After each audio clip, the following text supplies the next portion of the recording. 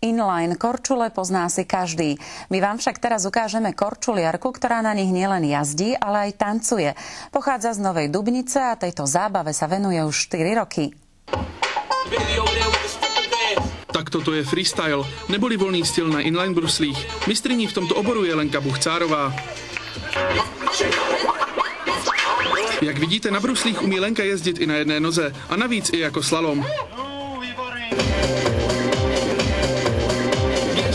Lenka jezdí freestyle už 4 roky. Vyhrála i soutěže v Anglii a ve Francii. 4 roky sa venujem freestyle slalomu, to budem naďalej vystupovať.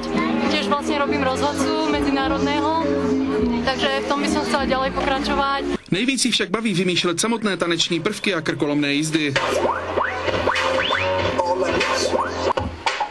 Takže pokud máte doma inline brusle, tak vzhůru trénovat. Třeba se s Lenkou někde potkáte.